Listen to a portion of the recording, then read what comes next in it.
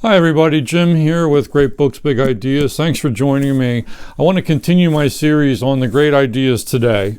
And this time we're going to look at the great ideas today, work, wealth, and leisure. And this is from the year 1965. It was a very good year. And we'll take you through this, a quick walkthrough. See what was on people's minds back in the day in the world of the intelligentsia, and what were the additions to the Great Books Library that are included in this volume. Come join me.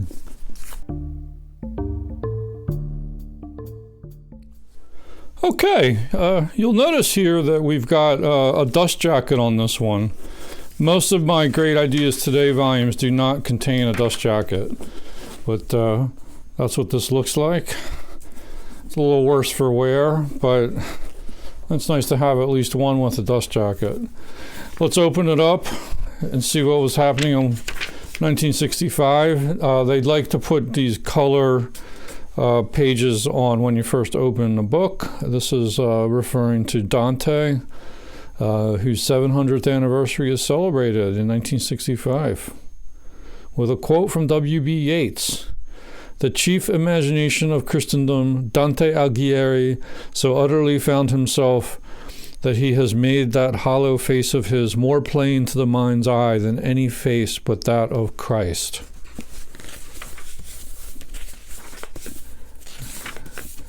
And let's see what we got here. Part 1 is going to be work, wealth, and leisure. That's the theme.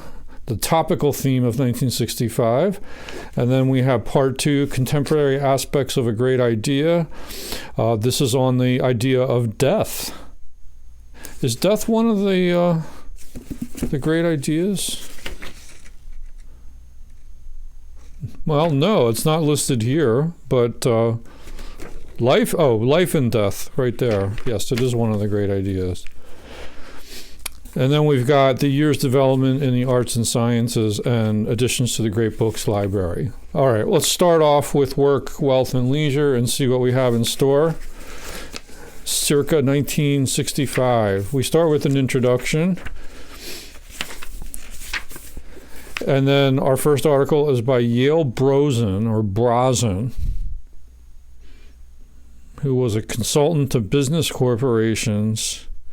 He taught at University of Chicago. A lot of the people they pull on for these articles come from the Midwest, especially University of Chicago, which was kind of like the mothership of this great books movement. And this is about automation and jobs. Why is automation alarming? Is the alarm justified?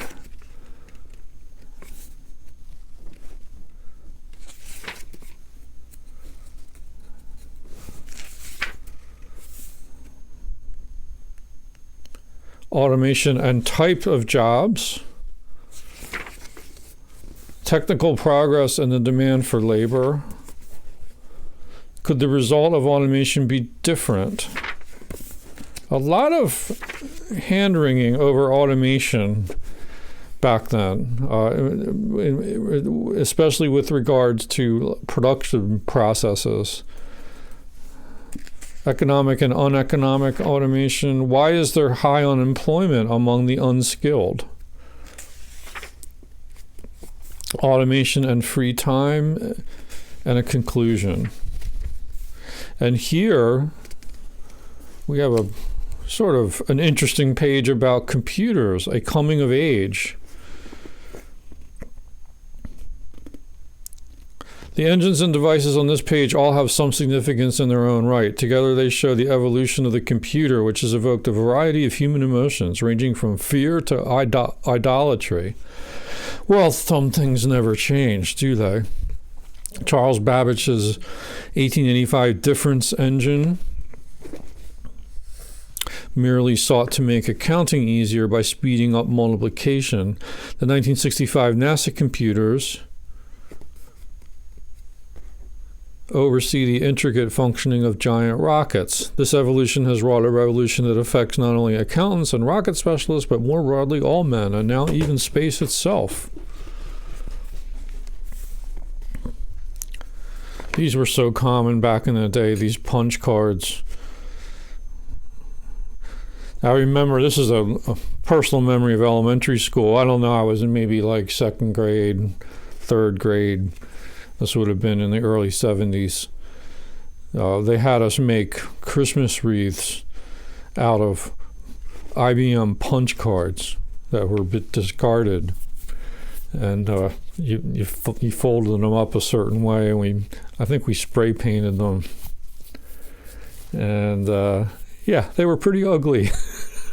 But it put the old punch cards to some use. All right, next article is by Adolph A. Burrell, legal and economic scholar. Jobs for the displaced, a public responsibility. Okay, so what happens when you have these economic disruptions? What responsibility do we have to the displaced workers? That's what this is about. Unfulfilled needs in our society, organizing the needs into jobs. Like some very good photojournalism in here, by the way.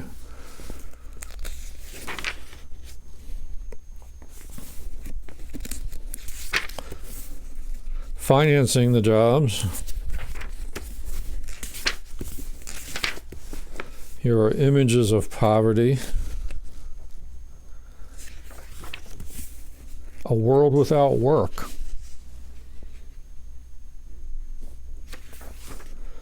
Next article by Robert Theobald, Cybernation, Unemployment, and Freedom. One of the three conveners of the ad hoc committee on the Triple Revolution, which submitted its findings in 1964 to President Johnson, Robert Theobald is a British economist who lives and works in the United States. He wrote a controversial book called Free Men and Free Markets.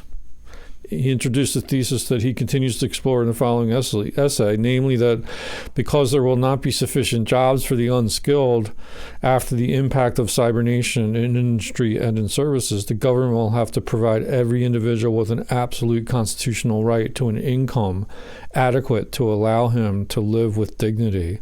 Sounds like a living wage to me. Interesting.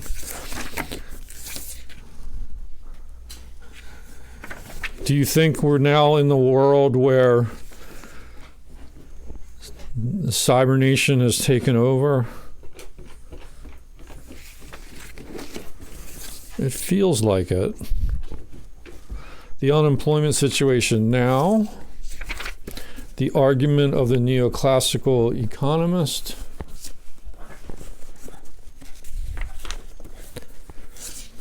the approach of the Johnson administration, economy, society, and the individual.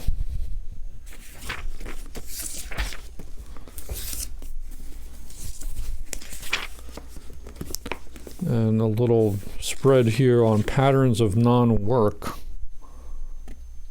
So leisure time. Article on this theme, Progress Sharing, Key to a Private Property Economy by Arthur Larson, a former director of the United States Information Agency, director of the Rule of Law Research Center at Duke University. Progress sharing and unemployment, how progress sharing can be advanced.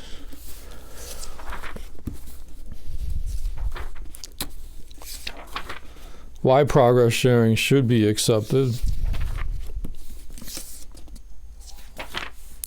The American concept of labor relations, private property, and democracy.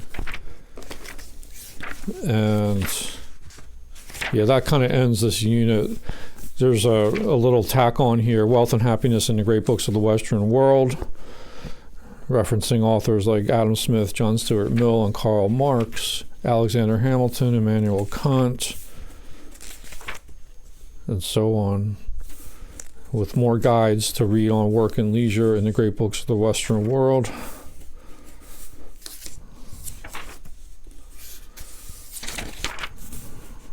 It gives you some more guidance. Now, what's interesting to me is how, look at all these articles. No doubt these these gentlemen had different political leanings, but this is in the era of the Great Society legislation of LBJ, and people are talking about automation work, worker displacement, leisure time, cybernetics, cybernation, unemployment, progress sharing, profit sharing. Do people have these conversations anymore? Are we thinking on a social level, on a policy level about what role can the government play in improving this situation? Like it's be interesting to compare these articles with somehow analogous articles that are being written today, if they even are being written.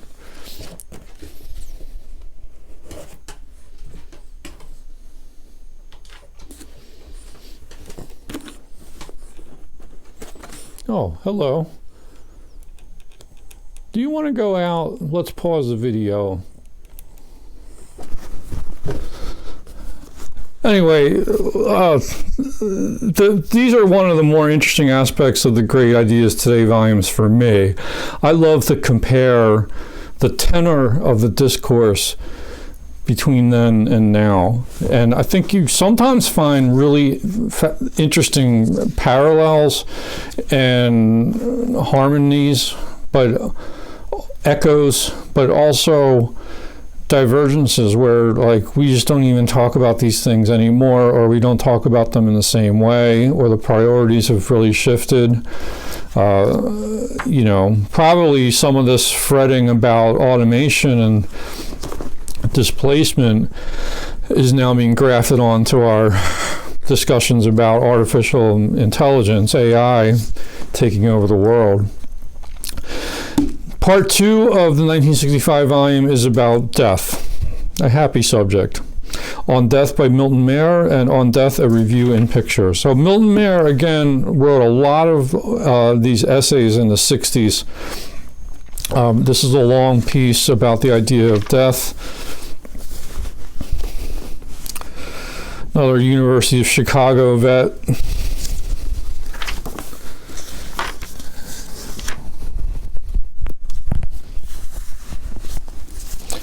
Writing about immortality, bury the dead. What other subsections do we have?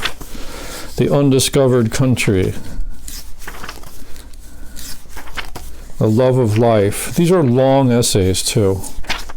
On death, love of death, fear of death, how to die.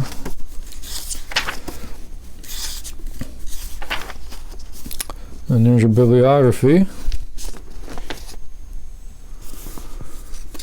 with some guidance on pointing you to the Syntopicon articles on death. Here's the video of the photo essay, a review and pictures of the preceding essay by Milton Mayer.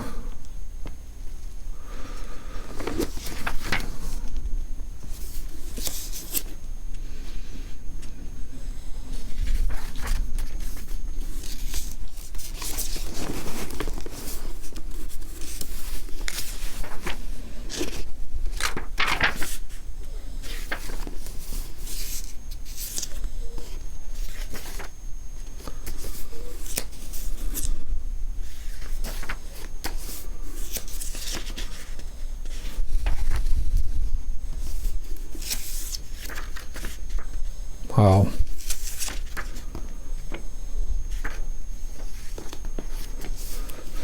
Yeah, not very cheerful stuff. Let's go on to the year's developments in the arts and sciences. We'll start with the literature article. These tend to be my favorites. This was by Stephen Spender, poet and critic from London. Let's see what he was talking about.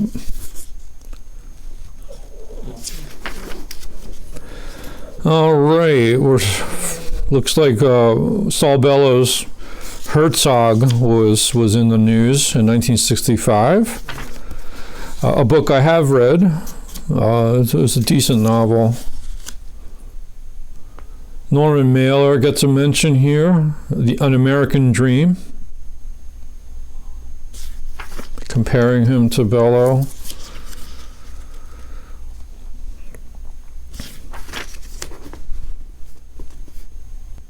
Must there always be a red brick, England? Contemporary English novelists. Let's see who's talked about. Angus Wilson, Kingsley Amis, John Osborne, Alan Sillitoe, John Brain, others. The novel Late Call, I guess that's by Angus Wilson, is being reviewed here. Spend some time on that one. I don't know that novel, can't comment on it. And we have David Story, his novel Radcliffe, another author and novel I'm not familiar with. The Jealous God by John Brain, also unfamiliar.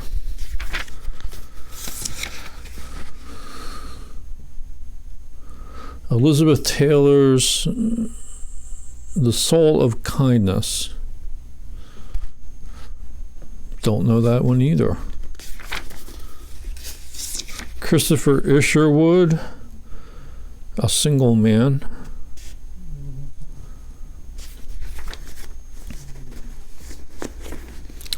And now we look at traditional versus underground novels. Two novels published this year belong to the academic tradition, which would be The Rector of Justin by Louis Auchincloss and Full Fathom 5 by John Stewart Carter. Auchincloss, I see his books in the used bookstores quite often. It seems to me like nobody reads them anymore. I don't know, how has his reputation fared? I have not read anything by him, but the name is out there. Full Fathom 5 by John Stewart Carter, not as familiar with that one.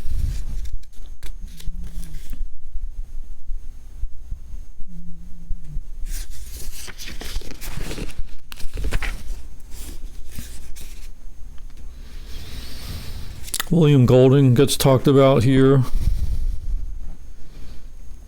Books like Lord of the Flies, The Spire.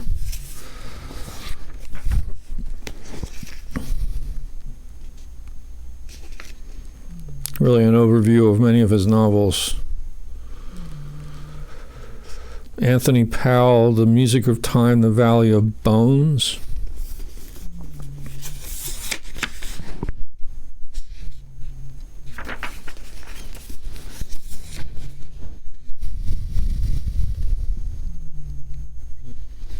And then we go to the underground literature. Henry Miller, Tropic of Cancer. Good book. Have read that one. Definitely edgy.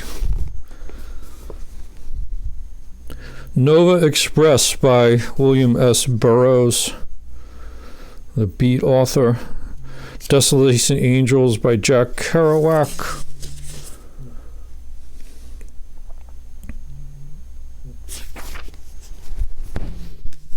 Then we move on to poetry. T.S. Eliot had died by this point, so he's being mentioned.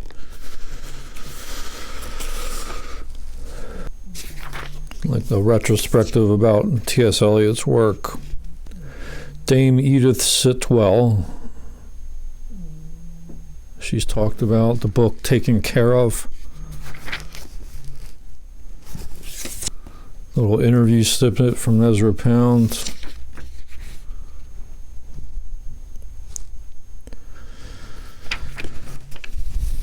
Samuel Beckett.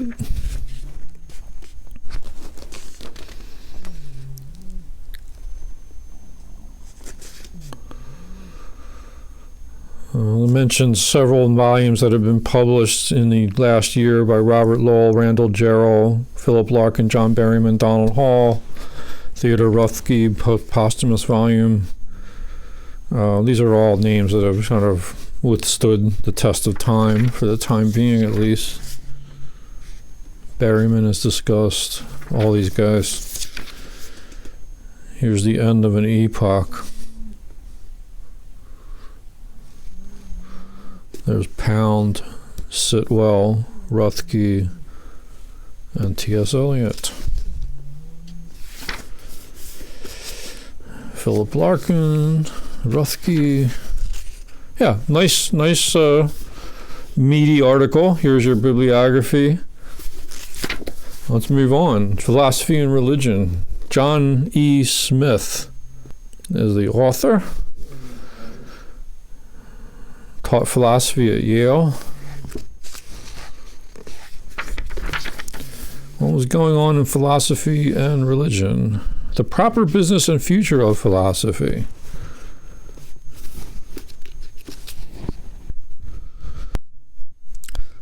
Looks like this book is mentioned. Clarity is Not Enough, edited by H.G. Lewis. Collection of essays by many hands.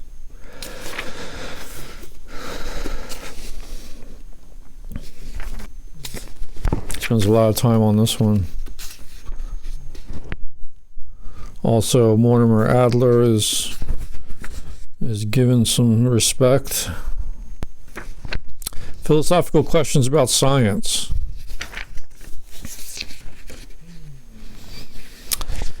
The book Scientific Change, edited by A.C. Crombie, is a result of a recent Oxford symposium on the history and philosophy of science. They mention one issue especially should be singled out: the critical evaluation of what has come to be known as the hypothetical deductive theory of scientific explanation. Thomas Kuhn's The Structure of Scientific Revolutions is mentioned here. Kuhn has fared very well. A lot of people still reading his work.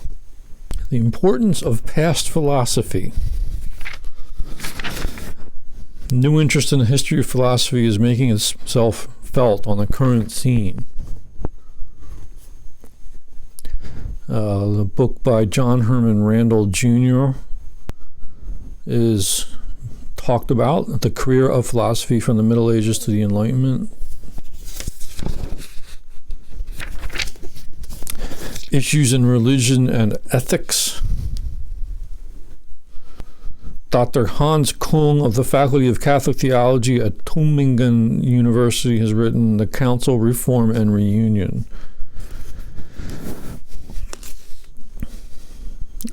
Ecumenical Dialogue at Harvard, the Roman Catholic Protestant Colloquium. Tillich is mentioned here. Systematic Theology. And we're back to existentialism now. What was happening with existentialism in the mid-60s? Merleau-Ponty is discussed.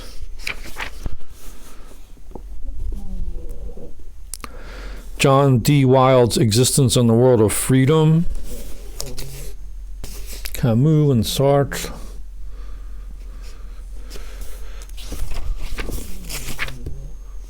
So, yeah, an overview article, pretty typical.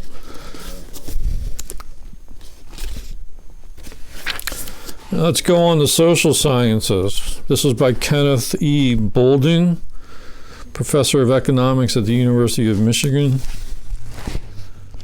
It had been 20 years since the end of World War II. It seems like no time at all. And we're talking about statistical images, developing accurate images of complicated systems, whatever. Theoretical models.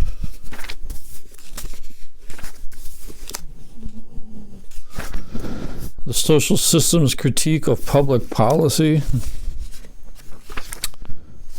You know, these articles are written by specialists, and sometimes they're trying to write it for a general audience, and they do that with varying degrees of success. Sometimes it feels like it's still written for specialists, and at other times it feels more like a really solid introduction to the field.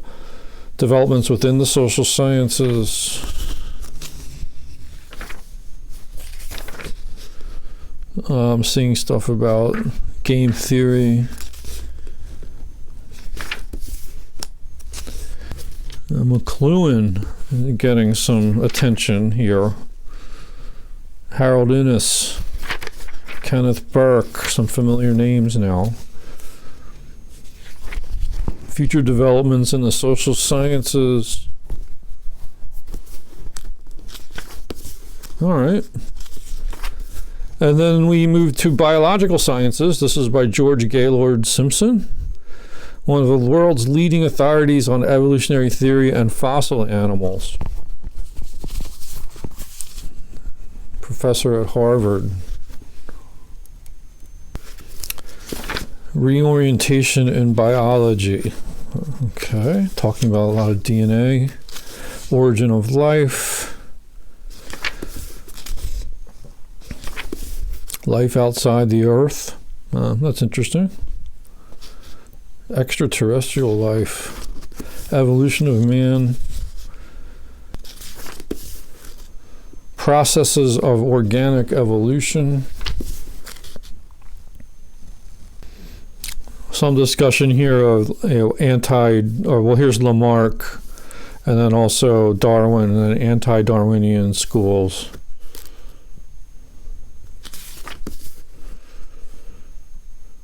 Lysenko, neo-Darwinians, geneticists.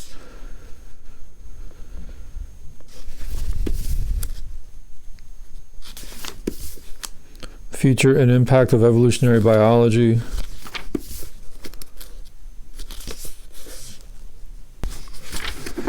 How about physical sciences and technology? Here's Jeremy Bernstein, first physicist to be on the staff of the New Yorker. Worked at CERN, the International Atomic Laboratory.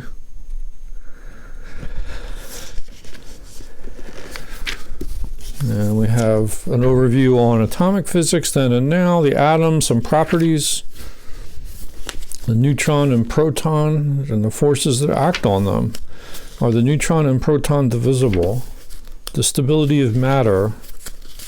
What is an elementary particle? This seems like more of an educational article. More particles. Still more particles. Yay. Here are our elementary particle tracks. Still more particles. Approximate conservation laws and parity. Strangeness. Strange particles. The resonances. The light dawns. Quarks and unitary symmetry. Really getting into some high-level physics here.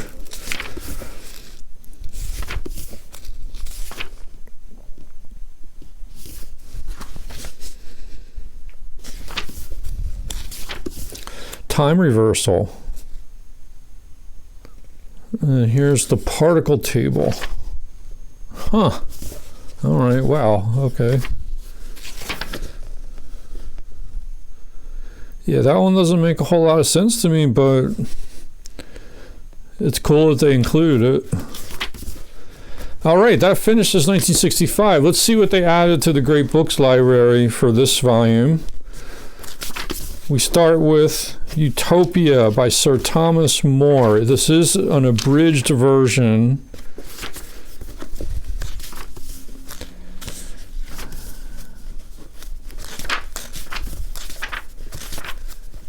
Utopia is the book where we get the word utopia from.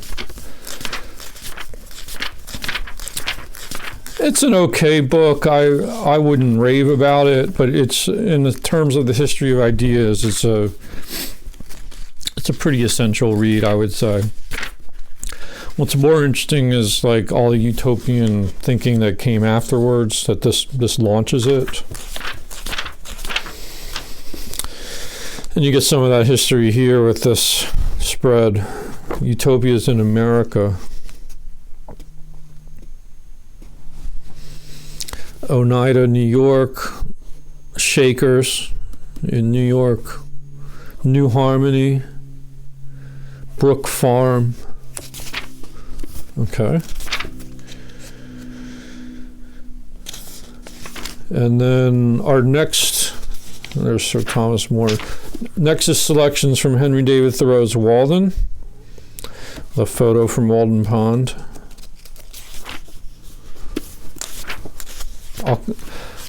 An absolute classic. Here's a map of Walden Pond that Thoreau made, where he plumbed the depths of the lake, measured things.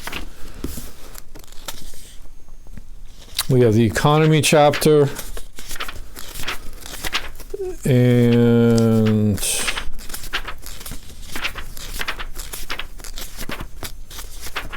nice illustrations.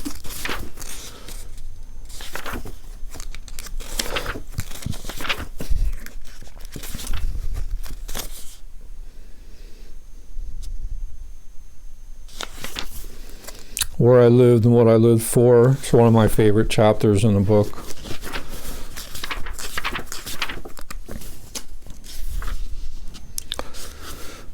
This connects with the work theme, work, wealth, and leisure theme. It's a good selection to include in this particular volume.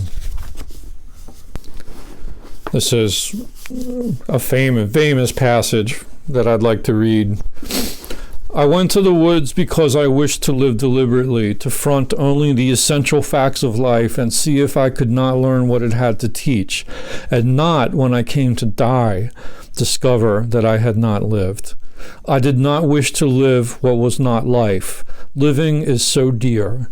Nor did I wish to practice resignation unless it was quite necessary. I wanted to live deep and suck out all the marrow of life, to live so sturdily and Spartan-like as to put to rout all that was not life, to cut a broad swath and shave close, to drive life into a corner and reduce it to its lowest terms, and if it proved to be mean, why then to get the whole and genuine meanness of it and publish its meanness to the world, or if it were sublime, to know it by experience and be able to give a true account of it in my next excursion. For most men, it appears to me, are in a strange uncertainty about it, whether it is of the devil or of God, and have somewhat hastily concluded that it is the chief end of man here to glorify God and enjoy him forever.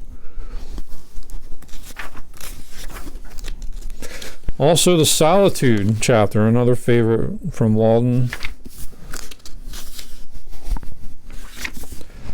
I'll have to do a deep dive on Walden one of these days. It became a favorite book of mine. It didn't start out that way. The Village.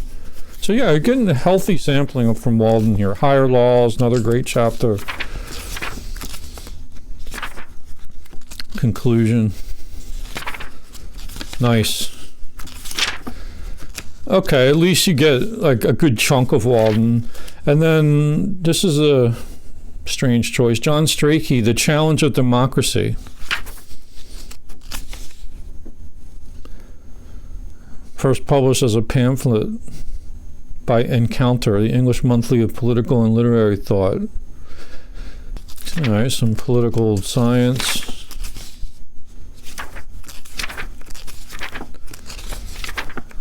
I wonder if people are still reading this author, Strachey.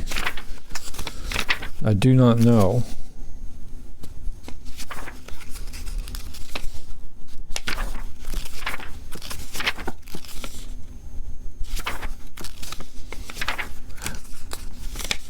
Amply illustrated.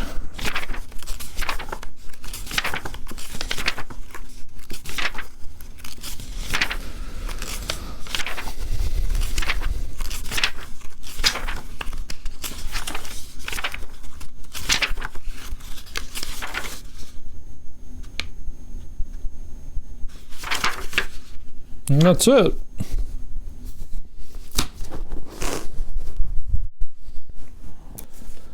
Well, I hope you enjoyed that little look into the great ideas today, Work, Wealth, and Leisure, 1965. Next up will be 1966. one of these days, hopefully soon, we'll take a walk through of that one. This just gives you an idea of what's inside here. So if you're shopping around or you're looking to collect these volumes, you get a good taste of what you're going to find in there. I will leave some links in the show description to any other extra materials, table of contents, and so forth will be listed so you can see for yourself. Thanks everybody for watching, and happy reading. Bye-bye.